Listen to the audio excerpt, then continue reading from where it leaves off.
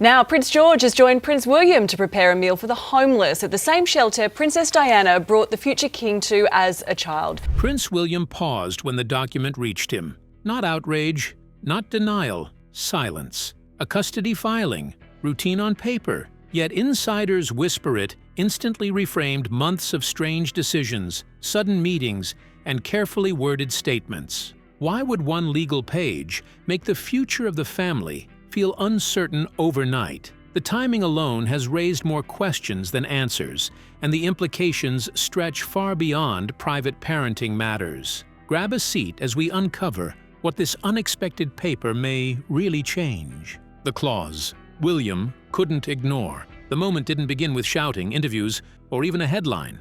It began with paperwork. Somewhere behind closed doors, Prince Harry signed a custody agreement meant to stabilize the future of his children. To outside observers, it sounded routine, a legal structure, a parenting framework, a way to prevent further disputes. But inside royal legal circles, the wording carried a very different weight. The document didn't just outline where Archie and Lilibet would live or how time would be shared. Buried in its phrasing was a provision acknowledging safeguarding authority if welfare concerns were formally raised. And that single acknowledgement mattered, because once written, it didn't belong only to Harry and Meghan anymore. It created a pathway, narrow, technical, but real, for institutional oversight. Days later, Windsor was already tense when the crisis briefing began. Reports had arrived about sudden changes in the children's routine, and senior figures gathered to assess whether the situation was merely unusual or legally significant.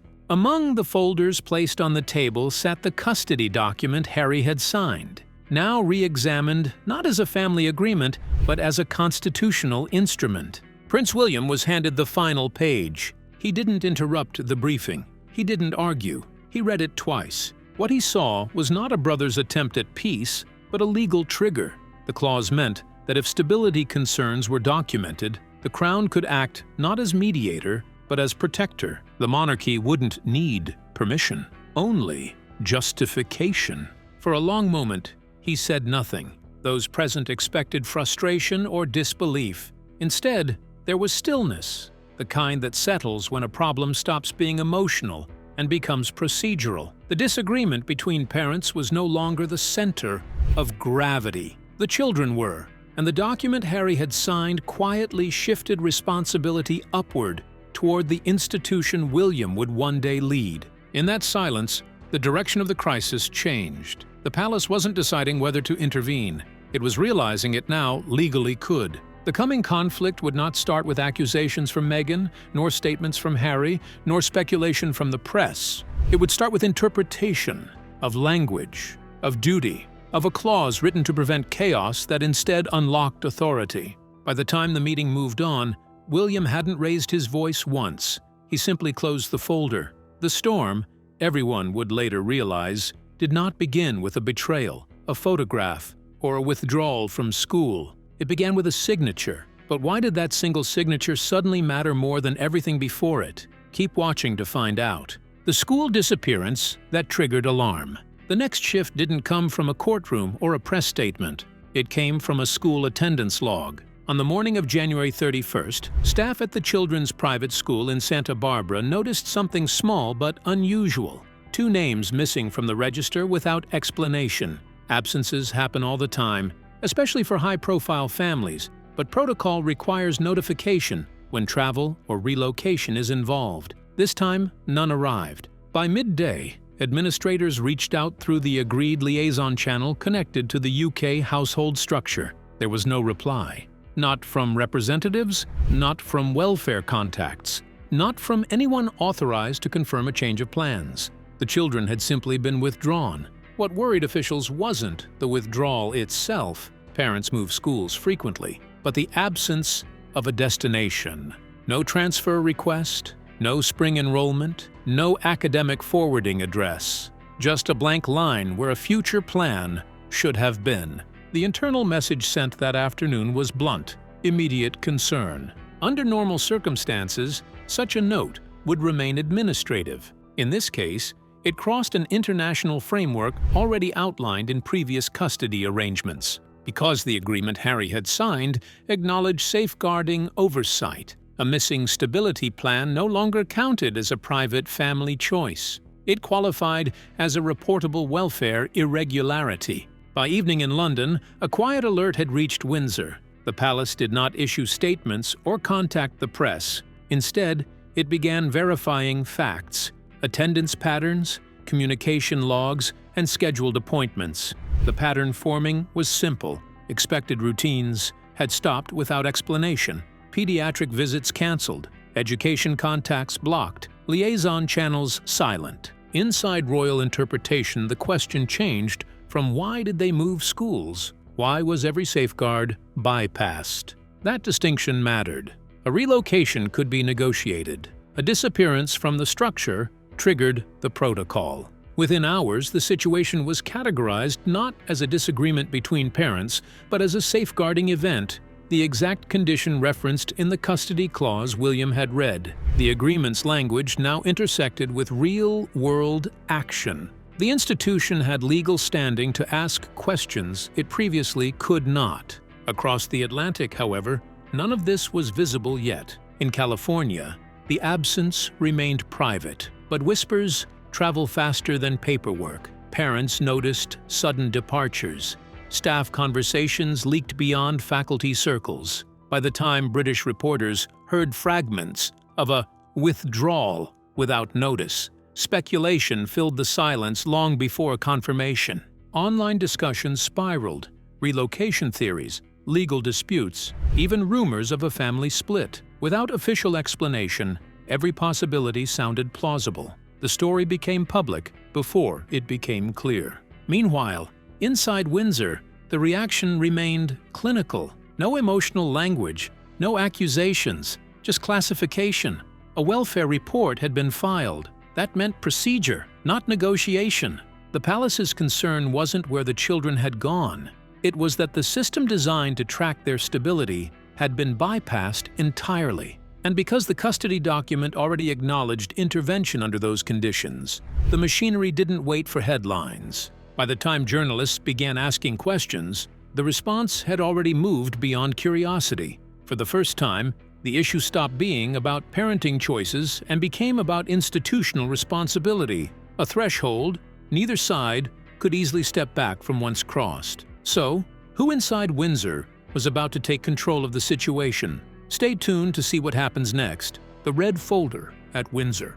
2 mornings after the attendance alert crossed the Atlantic, Windsor stopped feeling like a residence and started feeling like a command center. Princess Anne arrived earlier than scheduled and asked for a full briefing room, not the smaller study normally used for family discussions. When she entered, she carried a red folder marked for immediate review, the kind of labeling reserved for issues that had already moved beyond disagreement. She placed it on the table without introduction.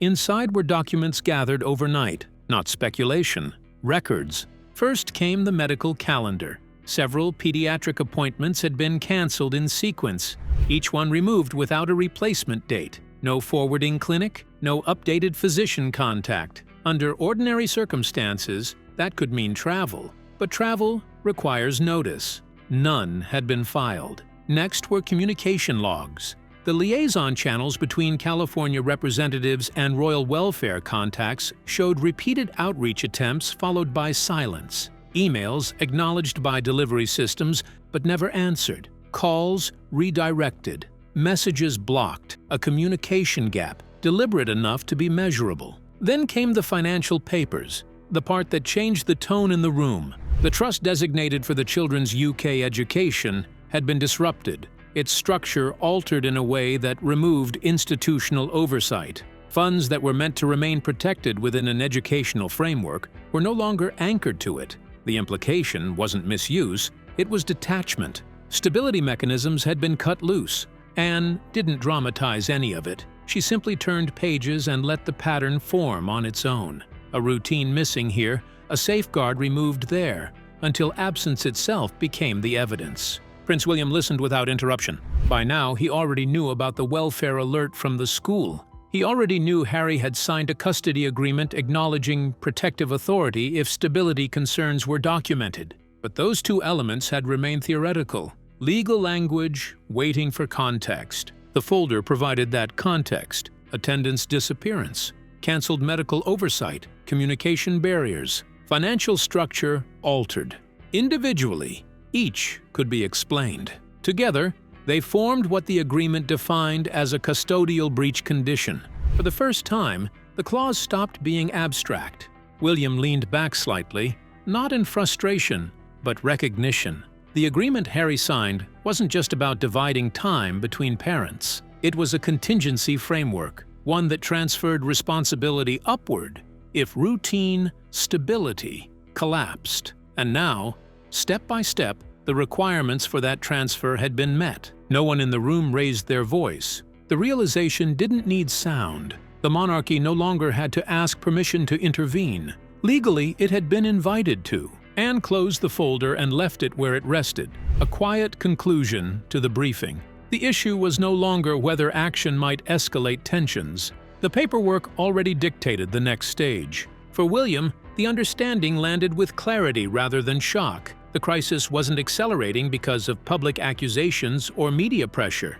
It was accelerating because the mechanism inside Harry's own document had activated. From that point on, the question changed completely. Not should the palace step in, but how far the authority now granted required it to go. Keep watching. Meghan's legal position versus palace protocol. While Windsor moved through files and clauses, the first counter-move came not from a palace corridor, but from California lawyers. Meghan's legal team responded quickly once questions about the children's routines surfaced. Their position was straightforward: parental autonomy. A mother, they argued, has the right to change schooling, adjust schedules, and manage upbringing without foreign institutional interference. From that perspective, withdrawing Archie and Lilibet from school required no explanation beyond family preference. What appeared unusual to outsiders, they implied, was simply private parenting being examined under a public microscope. But across the Atlantic, the interpretation was entirely different. Inside royal legal offices, the matter had already moved beyond parenting style. The palace wasn't evaluating whether a decision was wise or unwise. It was evaluating whether established safeguards had been bypassed. And because the custody agreement acknowledged oversight if stability concerns were documented, the conversation shifted from personal rights to structural responsibility. That distinction created a legal collision. On one side stood American family law, emphasizing parental discretion and domestic jurisdiction. On the other stood royal guardianship authority, a framework designed to protect heirs connected to the Crown's institutional continuity. Each system operated legitimately within its own sphere. The complication was that the children existed within both at once. Meghan's representatives characterized palace involvement as unnecessary escalation. They described the concern as cultural misunderstanding, a traditional institution misreading modern parenting choices. Requests for explanation, in their view, felt intrusive, especially when no court in California had declared neglect or danger. Royal advisors saw the same silence differently. Repeated unanswered welfare inquiries, canceled structured routines, and blocked liaison channels weren't treated as private. They were treated as an absence of verification. Under the protocol William had reviewed, verification mattered more than intention. If stability could not be confirmed, intervention was permitted regardless of motive. So the debate stopped being emotional and became jurisdictional. Could a sovereign institution exercise safeguarding authority over children residing abroad when a prior agreement acknowledged its role? Lawyers on both sides understood the implications. One precedent would protect personal autonomy. The other would reinforce institutional guardianship across borders. The public watched the disagreement unfold without access to its technical language. What reached them were fragments, brief statements, anonymous sources, and carefully worded clarifications. Supporters of Meghan saw overreach, a powerful family inserting itself into private motherhood. Others saw abandonment, a system stepping in where structure had disappeared. The split was immediate and loud. Online discussions hardened into camps. Commentators debated rights, duty, tradition, and modernity. Every small update amplified interpretation. Silence from one side became proof for the other. Meanwhile, neither legal position softened. California attorneys emphasized that parenting authority begins and ends with the parent unless a domestic court rules otherwise. Royal Council emphasized that the agreement itself allowed protective action once safeguarding triggers appeared. Neither argument depended on public sympathy. Both depended on definitions written long before the dispute existed. By the end of the week, it was clear the conflict would not be resolved through interviews or press statements. It would unfold through procedure, a test of how far one legal system could reach when another claimed priority. The disagreement was no longer a personal feud. It had become a question of whose rules governed the children's future. But which authority was about to act first, and what would it change? Stay tuned to find out. The Crown moves. By the time the third briefing ended, discussion had quietly given way to execution. No public statement announced the change. No spokesperson stepped forward to frame it as a concern. Instead, the palace began activating procedures that existed long before modern press cycles. Rules designed for one purpose only: stabilizing the position of royal minors when guardianship structures became uncertain. The Royal Guardianship Protocol was opened. Within the palace, it was described not as punishment, but containment. The document allowed the Crown to assume structured oversight when a child's welfare, location consistency, or institutional protection appeared compromised. Once triggered, it moved automatically through pre-written steps. The first measure involved movement. Archie and Lilibet's international travel rights were immediately restricted, requiring dual authorization from senior royal guardians before any cross-border relocation could occur. It did not remove parental connection, but it prevented sudden disappearance. The intention was continuity. No abrupt changes of country, schooling, or legal jurisdiction without oversight. The second measure focused on identity. Under an image protection order, commercial use of the children's names and likenesses was locked. Branding proposals, media positioning, and licensing discussions tied to them were paused indefinitely, while legal status was clarified. The palace considered visibility a vulnerability once disputes became public, and the order created a protective silence around their identities. Then came the financial layer. The existing education trust framework was restructured, so funds returned under institutional guardianship channels. Rather than personal management, expenditures would now pass through designated trustees responsible for schooling, care, and welfare support. The goal was not confiscation, but permanence, ensuring resources followed stability rather than circumstance. Individually, each action looked administrative. Together, they formed something much larger, the Crown assuming operational responsibility without declaring custody in emotional terms. Prince William reviewed the measures one by one. At no point did he frame the situation as a dispute with his brother. Those present later described his tone as procedural, less concerned with fault than with trajectory. The agreement Harry had signed created the legal opening. The welfare evidence activated it. The protocol now defined the response. Supporting it meant accepting a shift in roles. As a brother, intervention could be seen as intrusion. As heir, failing to act could be negligence. The distinction settled the matter quickly. William endorsed the full activation, not as a reaction to personalities but as adherence to duty. The monarchy, in his view, wasn't entering a family argument. It was enforcing continuity for the next generation tied to its line. The difference mattered inside the room. No one spoke about winning or losing. They spoke about safeguarding, jurisdiction, and permanence. Every measure avoided language of blame and relied instead on authority already written into institutional practice.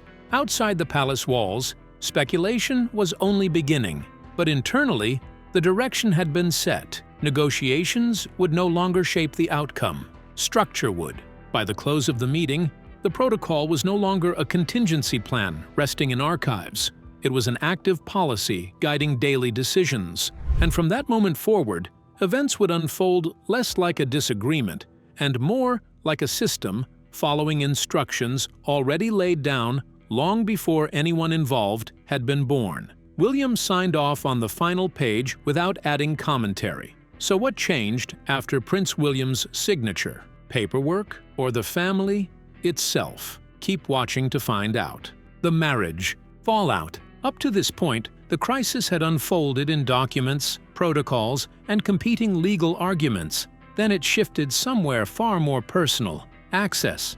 As the guardianship measures took shape, reports emerged that Harry requested time with his children under revised arrangements. The request itself wasn't unusual. What followed was. The response came with conditions. Travel restrictions, jurisdiction verification, and supervised frameworks were now part of the structure surrounding contact. The same procedures meant to stabilize the situation also limited spontaneity. For Harry, the change was stark. What had once been a private family matter now operated through institutional channels. Meetings required authorization.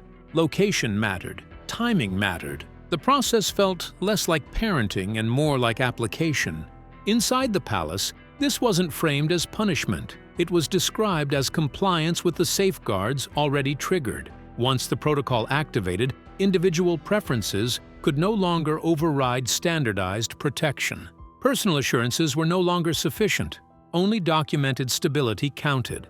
Across the Atlantic, however, a different tone surfaced. Sources suggested Meghan's legal team focused on jurisdictional independence, arguing the children's primary residence remained outside the Crown's direct authority. The strategy emphasized resisting recognition of oversight, challenging the reach of royal guardianship beyond the UK. In simple terms, limit precedent, protect autonomy. Harry's position appeared separate. Rather than contesting every clause, he reportedly pursued mediation, a pathway that might allow contact without escalating legal confrontation. The difference was subtle, but significant. One approach aimed to redefine the framework. The other tried to function within it. Observers began noticing the divergence.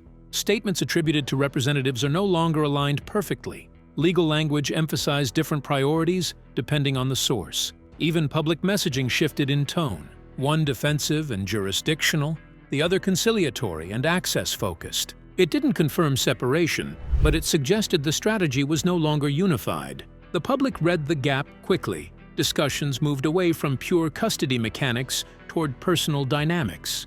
Commentators speculated whether the couple still operated as a coordinated team or as two individuals reacting differently to pressure. Each development, a legal filing here, a mediation request there, reinforced the perception of distance. Within the palace, interpretation stayed procedural. Officials avoided personal conclusions, noting only that communication routes differed depending on who initiated them.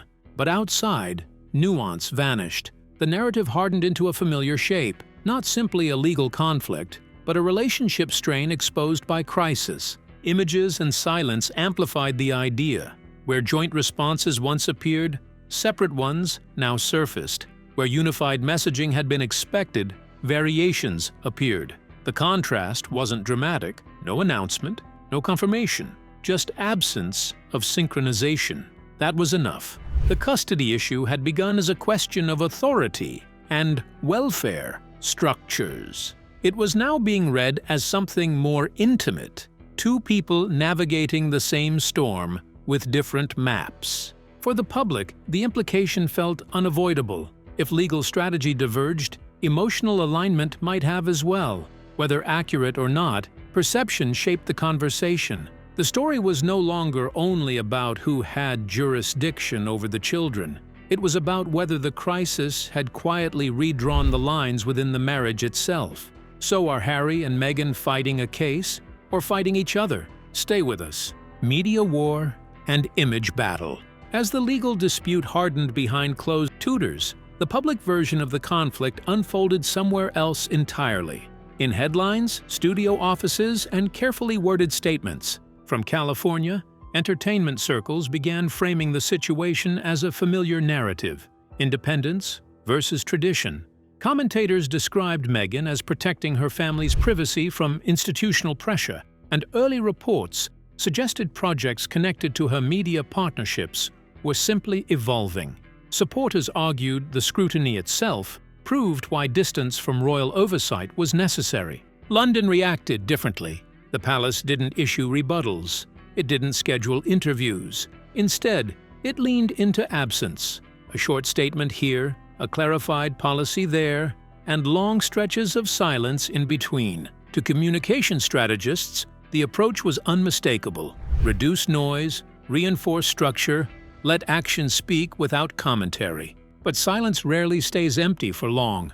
Rumors multiplied. Discussions emerged about potential branding tied to the children. Cooking segments, documentary positioning, legacy storytelling, none confirmed publicly, yet persistent enough to circulate across both British and American media ecosystems. Each report prompted counter-reports, and speculation began feeding itself. Then details started changing online. Archive descriptions were edited. References disappeared from promotional pages. Mentions of the children were quietly removed from project summaries. Observers noticed the pattern immediately. It wasn't loud enough to headline, but it was consistent enough to signal coordination. The children's digital footprint was shrinking.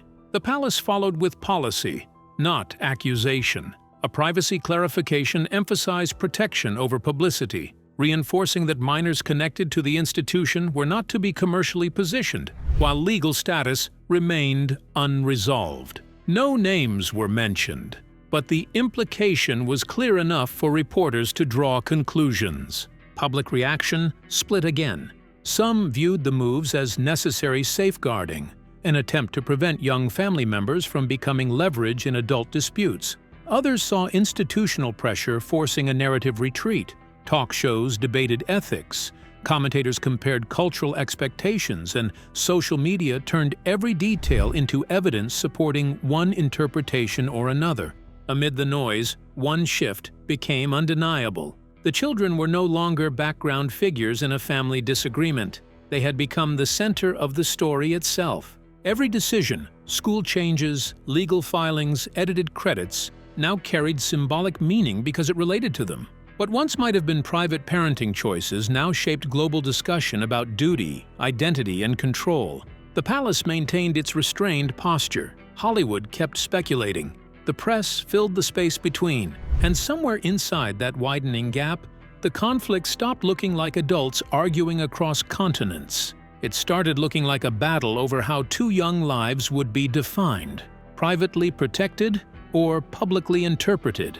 The new reality William accepted. By the time the final procedures settled into routine, the atmosphere inside Windsor had changed. What began as a temporary response now resembled a long-term arrangement. Schedules written weeks ahead, education plans mapped carefully, and supervision organized with quiet precision. The children were no longer discussed only in legal terms. They were discussed in daily ones: tutors, activities, rest hours, and familiar faces. The household adjusted around them rather than waiting for a dispute to end. Catherine took on a steady presence in that transition. Reports described her involvement not as ceremonial, but practical, helping coordinate schooling continuity, arranging therapeutic support, and encouraging interaction with George and Charlotte, so the environment felt less institutional and more familial. The approach followed a simple principle: stability first, explanation later. Within the palace view, routine itself was protection. Staff were instructed to keep attention low and consistency high. No sudden appearances, no dramatic announcements, only gradual integration into an existing structure designed for young members of the family. The intention was clear: reduce uncertainty until legal uncertainty stopped dominating their lives. Behind the scenes, the paperwork reflected the same philosophy. Trustees now oversaw education funding, welfare officers monitored communication channels, and visitation procedures followed defined guidelines rather than negotiation. Where discussions had once depended on agreement between adults, they now depended on predefined standards. Guardianship had replaced conversation. Prince William understood what that meant better than anyone else in the building. The earlier meetings had been about whether intervention might become necessary. Now intervention had become normal practice. Each routine decision, transport approval, schedule confirmation, supervised contact, reinforced the same conclusion. The system was no longer waiting for resolution. It had created one. He didn't celebrate the outcome. Those present noted the absence of triumph in his demeanor. The shift carried responsibility more than relief. Acting as heir required accepting consequences, even when they originated outside his control. The framework protecting the children also reshaped family relationships, and there was no clause that reversed that reality once activated. The deeper realization sat in the origin of it all. The custody agreement Harry signed was meant to provide clarity between parents. Instead, by acknowledging protective oversight if stability faltered, it opened a constitutional pathway the palace was obligated to follow once conditions were met. The school withdrawal triggered the review. The evidence justified the protocol. The protocol created guardianship. Step by step, the outcome followed the document's logic rather than anyone's intention. For William, that understanding ended speculation about how the crisis began. It hadn't started with press coverage or public disagreement. It began the moment legal wording allowed institutional duty to override private arrangement.